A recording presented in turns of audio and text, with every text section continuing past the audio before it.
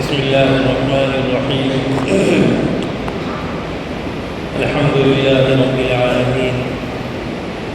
والصلاة والسلام على سيد الأولياء والمرسلين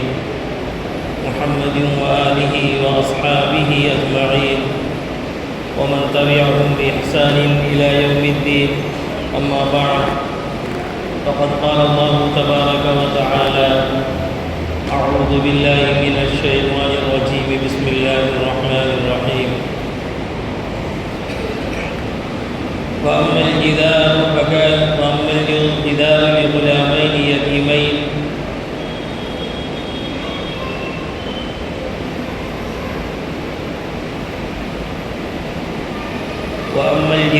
لغلامين يتيمين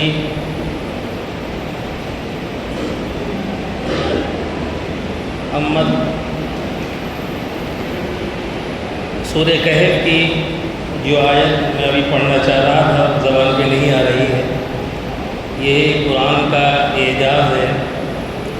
کہ اللہ رب العزت اپنے فضل سے انسان کو قرآن اتنا بڑا، اتنا ضخیم قرآن اس کے سینے میں محفوظ فرما دیتے ہیں. اور بسا اوقات ایسا ہوتا ہے کہ آدمی پورا قرآن ایک بیٹھک میں پڑھ ڈالتا ہے، سنا دیتا ہے، اور کبھی ایسا ہوتا ہے کہ وہ آیت جو بار بار دہراتے ہیں، پڑھتے ہیں، زبان پر نہیں آتی. ابھی میں نے سورہ کہف کی تلاوت کی جمعہ سے پہلے، الحمدللہ معمول ہے جمعہ کے دن سورہ کہف پڑھنے کا، اور یہ آیت جو میں پڑھنا چاہ رہا ہوں میری زبان پہ نہیں آ رہی. نہ جانے کتنی بار اسی مسجد میں یہیں بیٹھ کر اور آپ کے سامنے پڑھ چکا ہوں، اس پر گفتگو کر چکا ہوں، لیکن ابھی یہ زبان پہ نہیں آ رہی. یہ قرآن عجیب و غریب، اس کے معانی، مفاہیم، اس کے تمام چیزیں سب کہتے ہیں اس کی عجائبات کبھی ختم نہیں ہوں گے. اس کے روز نئے نئے معجزات ظاہر ہوتے رہتے ہیں. اللہ کے رسول صلی اللہ علیہ وسلم کو اللہ نے جو معجزہ دیا، دیگر انبیاء کے معجزے ان کے ساتھ چلے گئے. حضرت موسیٰ گئے، ان کی عصا بھی گئی، ان کے ید بیضا بھی گیا. اب کہیں عصائے موسیٰ نہیں ہے کہ وہ کام کرے جو حضرت موسیٰ کے زمانے میں کرتا تھا. حضرت عیسیٰ علیہ السلام تھے، جب تک وہ تھے تو کسی کیسے ہی خطرناک بیماری ہو اس کو چھو لیتے تو ٹھیک ہو جاتا تھا، مردے کو دم کر دیتے تو زندہ ہو جاتا تھا. اب آج وہ معجزہ موجود نہیں ہے، لیکن اللہ کے رسول صلی اللہ علیہ وسلم کو اللہ نے جو قرآن مجید کی شکل میں جو معجزہ دیا ہے آج بھی موجود ہے، اور اس کا اعجاز آج بھی ظاہر ہوتا ہے. اور کتنے اللہ کے بندے ایسے ہیں جنہیں قرآن مجید کے ذریعے ہدایت مل جاتی ہے، یعنی کچھ نہیں پتہ انہیں، لیکن قرآن کے اندر اللہ نے ایسی مقناطیسیت رکھی ہے، ایسی کشش رکھی ہے اس کے اندر کہ ایک آدمی جو عربی زبان نہیں سمجھتا، عربی زبان نہیں جانتا، لیکن اس کے الفاظ کبھی اس کے سامنے آتے ہیں تو ان سے وہ حیرت میں پڑ جاتا ہے، اور کبھی اس کے معانی اور مفاہیم اس کے سامنے آتے ہیں تو وہ حیرت میں پڑ جاتا ہے. کبھی قرآن کے وہ بیانات اور قرآن کے وہ فیصلے اور قرآن کے وہ آگاہیاں و علم جو قرآن کے اندر موجود ہے ان کے سامنے آتا ہے تو وہ مجبور ہو جاتے ہیں لا الہ الا اللہ محمد الرسول اللہ کہنے کے اوپر. تبھی جو میری گفتگو جو کرنا چاہ رہا تھا کہ اسی سورہ کہف کے اندر اللہ تعالیٰ نے حضرت موسیٰ اور حضرت خضر کا واقعہ بیان کیا ہے کہ موسیٰ علیہ السلام کو اللہ نے کہا کہ میرا ایک نیک بندہ فلاں مقام پر ہے، تم اس کے ساتھ رہو اور کچھ سیکھو اس سے. یہ اللہ کے نبی ہیں. بہرحال واقعات آپ سن چکے ہیں، آتے رہتے ہیں، لیکن جو خاص واقعے، اس واقعے کی جو خاص حصہ ہے جو میں آپ کے سامنے عرض کرنا چاہتا ہوں، اس لیے کہ ہماری ذمہ داریاں کیا ہیں اور ہم کو اپنی اولاد، اپنی نسلوں کے بارے میں کس طرح سے فکر مند اور کس بات کی فکر کرنی چاہیے. کیونکہ ابھی امتحانات ختم ہوئے ہیں، بچوں کی چھٹیاں ہو رہی ہیں، اور تو ہمارے اوپر ہماری ایک ذمہ داری ہے کہ ہم اپنے بچوں کی تربیت کس نہج پہ کریں، کیا کر کے کریں. تو اہل ایمان کے لیے ایمان سے بڑی کوئی چیز نہیں ہے. ایمان سلامت تو دنیا سلامت، آخرت سلامت، اور ایمان نہیں ہے تو دنیا ہو سکتا ہے ظاہری طور پر کچھ نفع دے یا دیکھنے والوں کو نفع نظر آ رہا ہو، لیکن آخرت یقینی طور پر تباہ و برباد ہو جاتی ہے۔ لیکن جس دنیا کی ہم فکر مند رہتے ہیں، جس دنیا کے بارے میں ہم فکر کرتے ہیں، اور جس دنیا کے لیے ہم آخرت کو پیچھے ڈال دیتے ہیں، اور دنیا کے تقاضوں، دنیا کی ضرورتوں، دنیا کے فائدوں اور دنیا کے مستقبل میں ہونے والے فائدوں کے لیے ہم جو ہے ایسے فیصلے کرتے ہیں جو ہمارے لیے یا ہماری نسلوں کے لیے ان کے ایمان میں رکاوٹ بن جاتے ہیں، ایمان میں ترقی کا رکاوٹ بن جاتے ہیں، ایمان کے راہ پر چلنے میں ان کے لیے وہ چیزیں پیر کی بیڑیاں بن جاتی ہیں، اور وہ کبھی چاہ کر بھی، چونکہ ان کے سامنے ایک ٹارگیٹ ہوتا ہے، ایک نشانہ ہوتا ہے، اس کو پانے کے لیے وہ سب کچھ چھوڑ دیتے ہیں، ترک کر بیٹھتے ہیں۔ اللہ تعالیٰ یہی بات سمجھانا چاہتے ہیں، یہ بتانا چاہتے ہیں کہ جس دنیا کے خاطر تم اتنا پریشان ہو، اور جس دنیا کے خاطر تم اتنی قیمتی چیزیں قربان کر رہے ہو، وہ تو ہم نے ایمان کے ساتھ جوڑ دیا، ایمان کے ساتھ اس کو وابستہ کر دیا ہے کہ وہ ایمان رہے گا تو چیزیں آ کر رہیں گی، وہ کہیں جانے والی نہیں ہے۔ ایک صحابی ہے، مشہور صحابی ہے، ان کا نام آپ نے بارہا سنا ہوگا، حضرت جعفر رضی اللہ تعالیٰ عنہ، جو حضرت علی رضی اللہ تعالیٰ عنہ کے بھائی ہیں، اور آپ کے چچا حضور پاک صلی اللہ علیہ وسلم کے چچا، جنہوں نے آپ کی پرورش کی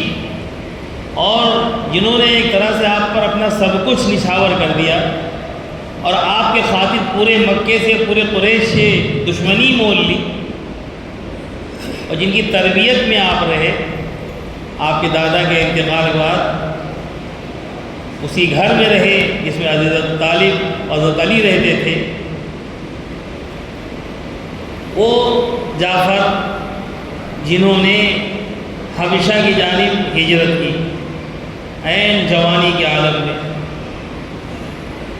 یہ 27، 28 یا 25 سے 30 درمیان کے درمیان یہی کہ ان کی عمر رہی ہوگی جب انہوں نے ہجرت کی،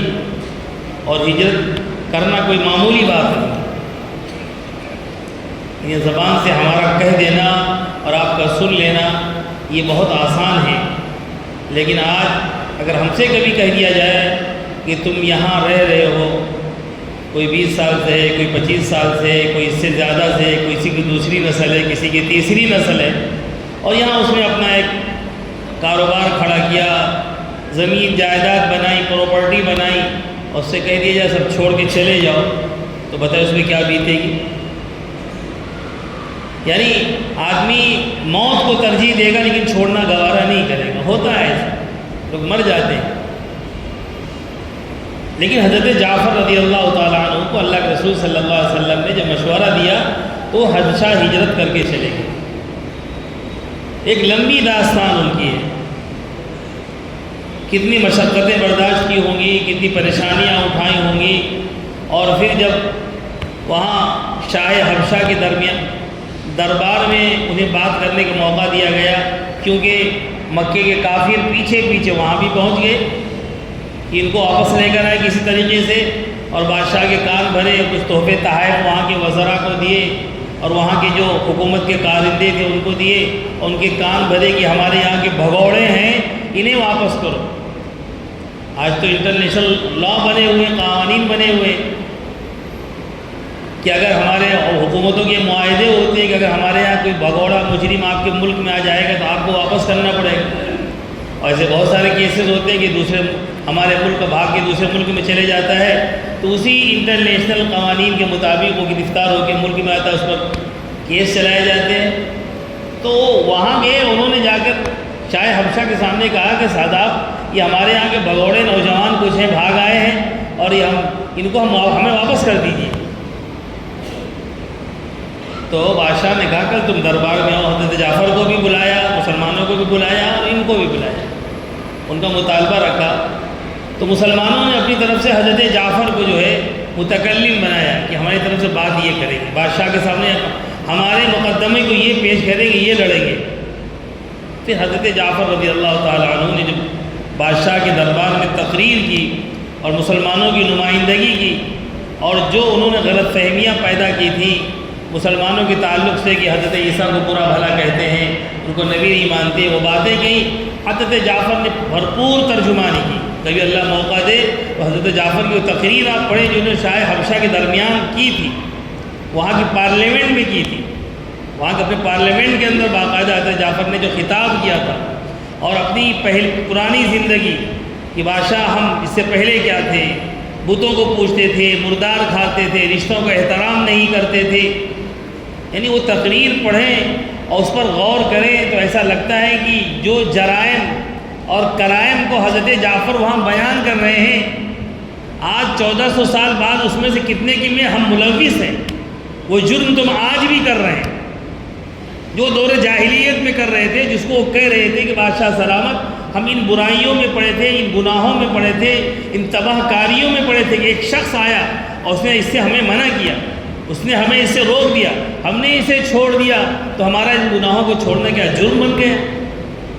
اور حضرت عیسیٰ کے بارے میں جو غلط فہمیاں پیدا کی گئی تھیں، انہوں نے قرآن کی وہ آیتیں پڑھی جو سورہ مریم کی آیتیں، بادشاہ حیران و دنگ رہ گیا، اور اس نے کہا حضرت عیسیٰ کے بارے میں جو تم کہہ رہے ہو اس میں اس سے بھی زیادہ ایک تنکا اٹھایا، کہا اس سے بھی زیادہ کوئی فرق نہیں، اس سے بھی زیادہ کوئی افراط و تفریط نہیں۔ بہرحال جو میں بات کہنا چاہ رہا تھا کہ حضرت جعفر غزوہ موتا میں شہید ہوئے، غزوہ موتا، اور وہی غزوہ ہے جس کے اندر اللہ کے رسول صلی اللہ علیہ وسلم نے پیشن گوئی تھی۔ جب لشکر مسلمانوں کو جانے لگا وہاں سے تو آپ نے ایک صحابی کو اس کا سپہ سالار بنایا اور کہا اگر یہ شہید ہو جائے تو پھر ان کو بنا لینا، یہ شہید ہو جائیں تو ان کو بنا لینا، یہ شہید ہو جائیں تو ان کو بنا لینا۔ ایک یہودی وہ دیکھ رہا تھا اللہ کے رسول صلی اللہ علیہ وسلم کی ہدایتوں کو سن رہا تھا، تو اس نے ایک مسلمان سے کہا یہ تینوں شہید ہو جائیں گے، یہ تینوں شہید ہو جائیں گے، اور آپ نے یہ فرمایا تھا کہ اگر یہ شہید ہو جائے تو مسلمان کا لشکر جسے چاہے گا اپنا امیر، اپنا جو ہے سپہ سالار چن لے گا۔ حضرت جعفر اسی غزوے میں شہید ہوئے، اور وہاں کا منظر اللہ کے رسول صلی اللہ علیہ وسلم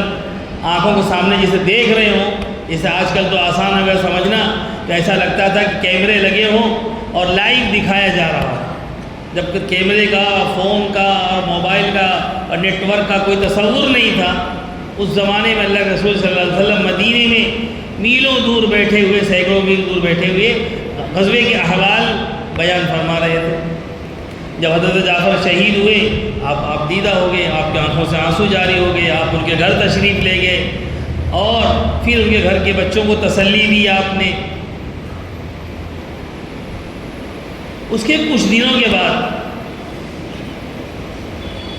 ان کی جو اہلیہ محترمہ تھیں حضرت جعفر رضی اللہ تعالیٰ عنہ کی،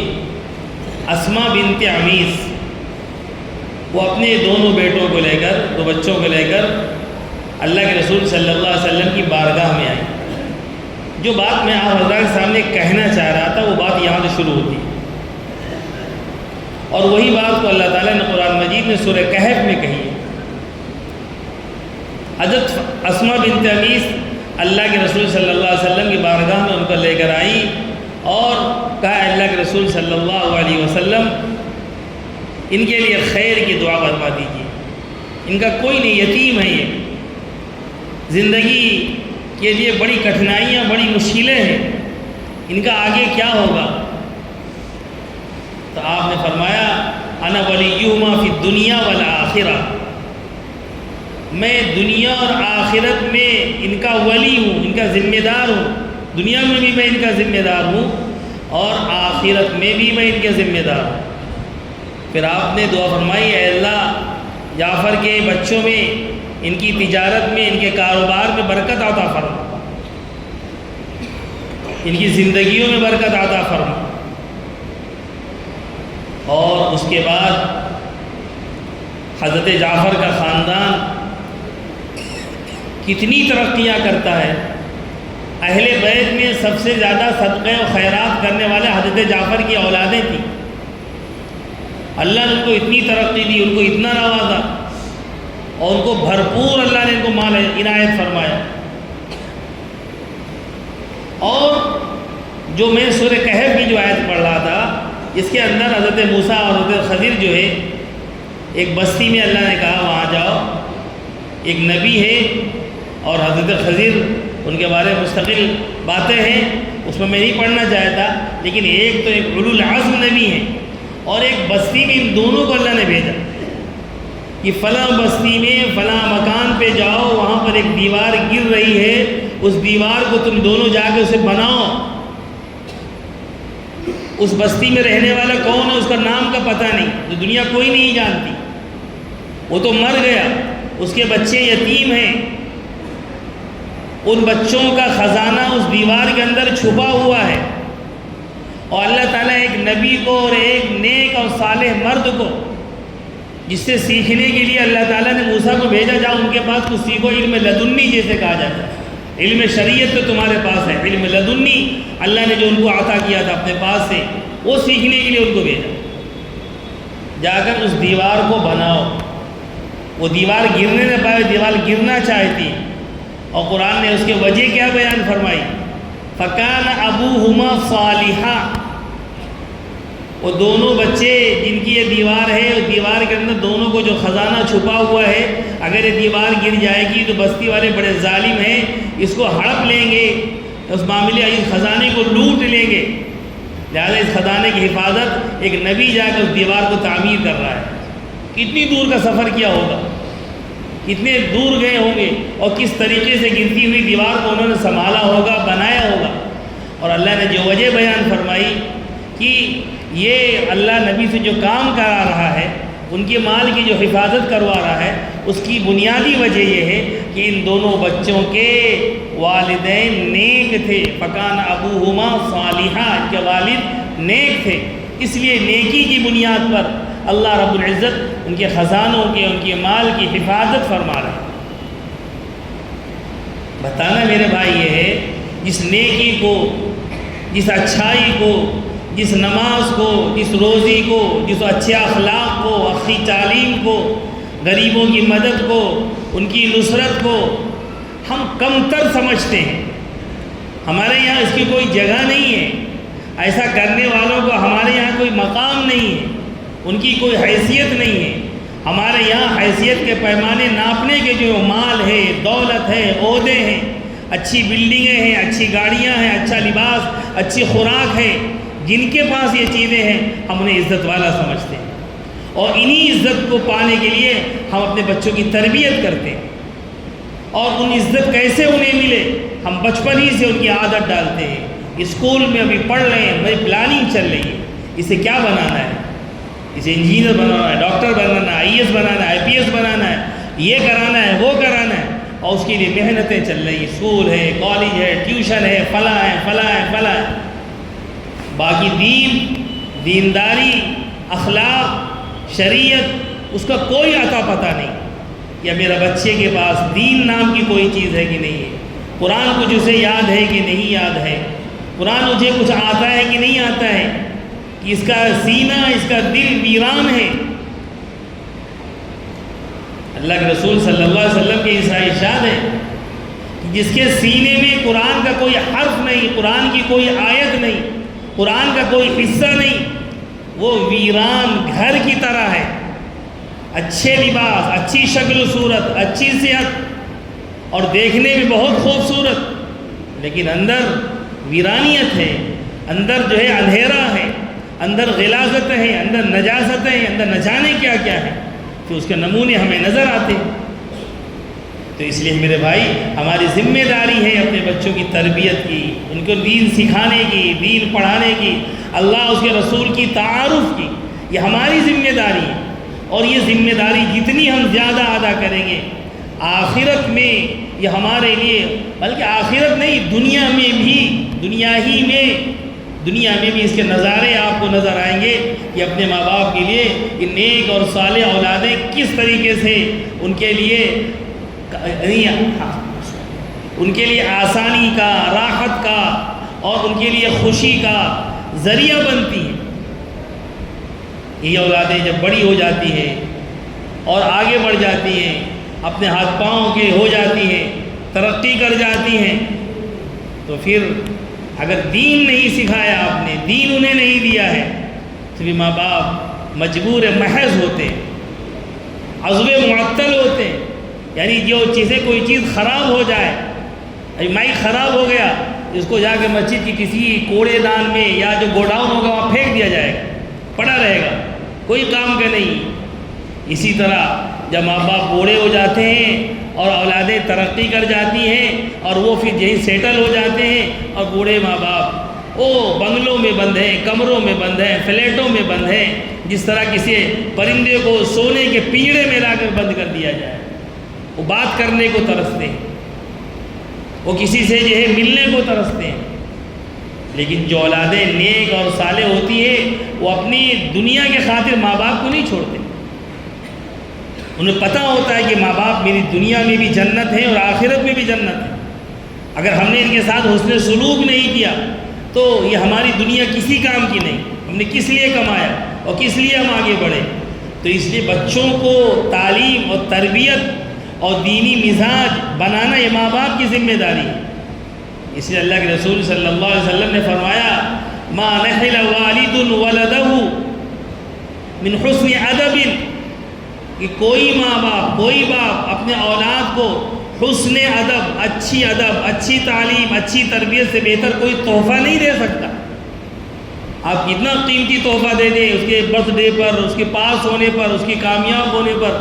گاڑی دے دیں، گھر دے دیں، پیسے دے دیں، لیکن آپ نے حسن ادب نہیں سکھایا تو آپ نے کچھ نہیں دیا۔ آپ نے اپنے لیے پریشانی مول لے لی، تباہی مول لے لی۔ وہی اولادیں پھر بڑھاپے میں ماں باپ کو گالیاں دیتی ہیں کہ فلاں کو اتنا دے دیا، اس کو دے دیا، اس کو دے دیا، میرا مال دے دیا۔ ارے باپ زندہ ہے تو باپ بیٹوں کو مال کیسا؟ جھگڑے ہو رہے ہیں، مار پیٹ ہو رہی، قتل ہو رہے ہیں، روزانہ مقدمات آ رہے ہیں کہ میرے باپ نے بھلا کو اتنا دے دیا، فلاں کو اتنا دے دیا۔ ارے بھائی ان کا مال چاہے جس کو دے دے، تو کون ہوتا ہے؟ تو باپ کے مرنے کے بعد وارث بننے والا ہے نا۔ لیکن ہم نے ذہن دنیا بنایا ہے تو باپ کی زندگی میں باپ بوڑھا ہو گیا، اب کچھ نہیں کر سکتا، سب کچھ اس کا ہے، شرعی طور پر وہ مالک ہے، اس کا بھی کوئی حصہ نہیں ہے۔ لیکن یہاں تو دیکھنے جاتا ہے کہ باپ کی زندگی میں بچے بٹوارا کر لیتے ہیں اور ماں باپ کو چھوڑ دیتے ہیں، اماں ان کے حصے میں، ابا ان کے حصے میں۔ یہ دنیا ہے، یہ دنیا جس دنیا کے لیے ہم مر رہے ہیں اور اپنی اولادوں کو ذبح کر رہے ہیں، ذبح ہی کرنا ہوا، اپنی اولادوں کا خون کر رہے ہیں۔ دنیا کی فکر ہے، دین کی فکر نہیں۔ لیکن شریعت نے ہمیں جو باتیں بتائی، قرآن جس کی طرف ہماری رہنمائی کرتا ہے،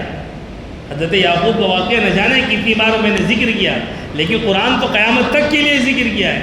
حضرت یعقوب بنی اسرائیل کے نبی تھے، اللہ کے رسول صلی اللہ علیہ وسلم سے بہت پہلے کے تھے، لیکن مسلمانوں کو سنایا جا رہا ہے، سنو ام کنتم شہداء اذ حضر یعقوب الموت اذ قال لبنیہ ما تعبدون من بعدی۔ یہ قرآن کا یہ جملہ ہر ماں باپ کے زبان پر ہونا چاہیے، اپنے بچوں کے تعلق سے، ان کی آخرت کے تعلق سے، کہ بیٹا کس کی عبادت کرو گے؟ ما تعبدون من بعدی، میرے بعد کس کو پوجو گے؟ حضرت یعقوب نبی، ان کے باپ نبی، دادا نبی، بیٹا نبی، پوری نبیوں کی کہکشاں ہیں، لیکن مرتے وقت پورے گھر کو، خاندان کو اکٹھا کیا، جمع کیا اور ان کے سامنے بٹھایا، اور پھر ان کے سامنے جو بات کہی، یہ نہیں کہی بیٹا لڑنا نہیں، جھگڑنا نہیں، اس کو ایسے سنبھالنا، اس کو ایسے سنبھالنا، ایسے حکومت کرنا، ایسے کام چلنا نہیں، ایک جملہ کا ما تعبدون من بعد۔ یہ بتاؤ مجھے تسلی ہو جائے تاکہ میں آسانی سے مر سکوں، میں اپنے رب کے پاس اطمینان سے جا سکوں۔ میرے بعد تم دنیا میں کس کی پوجا کرو گے، کس کی عبادت کرو گے، کس کے سامنے اپنی پیشانی کو رگڑو گے، اپنا بڑا کس کو مانو گے، اپنا خالق اور رازق اور مالک کس کو سمجھو گے، نفع و نقصان کا مالک کس کو سمجھو گے؟ ما تعبدون من بعد، کس کو کرو گے؟ چونکہ وہ نبی زادے تھے، بیک زبان سب نے کہا نعبد الہک و الہ آبائک ابراہیم و اسماعیل و اسحاق الہ واحد ونحن له مسلمون۔ ابا جان ہم آپ کے پروردگار کے، آپ کے رب کے، اور آپ کے ابا جان حضرت اسحاق کے اور حضرت اسماعیل ابراہیم کے، ان کے جو رب تھا وہی ہمارا رب ہے، ہم اسی کو پوجیں گے، اسی کی پرستش کریں گے۔ تو میرے بھائی ہماری ذمہ داری ہے کہ آپ اپنے بچوں کو کوئی نظام بنائیں، چھٹیوں میں بھی کہ وہ مکتب کی جو ہمارے یہاں تعلیم ہوتی ہے مکتب میں ہمارے بچے جائیں، ان کا نظام بنائیں کہ اسکول کی جو ان کی مصروفیتیں ہیں ٹھیک، لیکن کچھ ایسا وقت ان کا ہو جہاں وہ دین سیکھیں، جہاں وہ نماز سیکھیں، جہاں وہ قرآن سیکھیں، جہاں وہ شریعت کے احکام سیکھیں، جہاں انہیں ایمان اور کفر، ایمان اور شرک کا فرق بتایا جا سکے۔ آج ہم نے تو سب کا یہ کہیں گے معجون مرکب بنا دیا، یہ بھی چلتا ہے اور یہ بھی چلتا ہے، بتوں کے سامنے ان کو سلام کر لو یہ بھی چلتا ہے، اور اللہ کو وہ ایک مانو یہ بھی چلتا ہے۔ ایسا نہیں چلتا ہے۔ شرک کی ملاوٹ جس ایمان میں ہو جائے وہ ایمان معتبر نہیں ہے، اس لیے اللہ کے یہاں شرک کی معافی نہیں ہے۔ اس لیے اپنے بچوں کو شرک سے نفرت اور شرک پر بغاوت اور توحید پر استقامت یہ تعلیم دینا ہوگا۔ ہماری جان جائے لیکن ہم اللہ کے ساتھ کسی کو شریک نہیں کریں گے۔ ہمارا بڑا سے بڑا نقصان ہو جائے یہ ہمیں برداشت ہے، لیکن ہم اللہ کے ساتھ کسی کو شریک کر لیں اور اس کو کسی کو صحیح اس کا بنا لیں، شریک ہم بنا لیں، یہ ہمارے لیے بالکل ناقابل برداشت ہے۔ یہ اپنے بچوں کو پلانا ہوگا، سمجھانا ہوگا، بتانا ہوگا، اس کا نظام بنانا ہوگا، بچوں کو بھی اور بچیوں کو بھی، اور اس سے پہلے اپنے کو اس کا عادی بنانا پڑے گا۔ اگر ہم نیک ہوئے تو انشاءاللہ اللہ ہماری اولادوں کی حفاظت کریں گے، جس طرح اللہ تعالیٰ نے قرآن میں ذکر کر کے قیامت تک کے آنے والے انسانوں کو یہ پیغام دیا ہے۔ ایک دو بچے تھے، یتیم تھے، ان کا کوئی پرسان حال نہیں تھا، وہ چوروں، لٹیروں، ظالموں کے درمیان رہتے تھے، جہاں ان کا مال محفوظ نہیں تھا، اللہ نے ان کی حفاظت کے لیے نبی کو بھیجا۔ غیر معروف لوگ تھے، کوئی نہیں جانتا ان کا نام، اس کے باپ کو کوئی نہیں جانتا، لیکن اللہ تو جانتا ہے۔ نیک تھے، اللہ والے تھے، تو اللہ نے نبی کو بھیجا، جاؤ اس کے مال کی حفاظت کرو۔ اگر ہم نے نیک صالح اولاد چھوڑی اور ہم نیک بن کر اس دنیا میں گئے تو انشاءاللہ ہمارے بچوں کی، ہماری نسلوں کی اور ہمارے مال اور جائیداد کی اللہ رب العزت فرشتوں سے حفاظت کرائیں گے۔ اللہ اسے اسباب پیدا کریں گے کہ ہمارا مال بھی محفوظ ہوگا اور ہماری جانیں بھی محفوظ ہوگی۔ لیکن اللہ کو چھوڑ کر،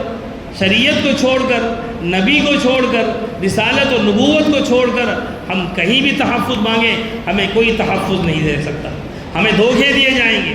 ہمیں للچایا جا سکتا ہے، ہمیں یہاں پناہ مل سکتی ہے، وہاں پناہ مل سکتی ہے، اللہ کے علاوہ کہیں ہمیں پناہ نہیں مل سکتی ہے۔ تو ہم کیوں نہ اللہ کی طرف پلٹیں اور اللہ ہی کو اپنا خالق اور مالک اور رازق، اپنے حاجت مند، ضرورت پوری کرنے والا، مشکل کشا، حاجت روا اللہ ہی کو کیوں نہ بنائیں،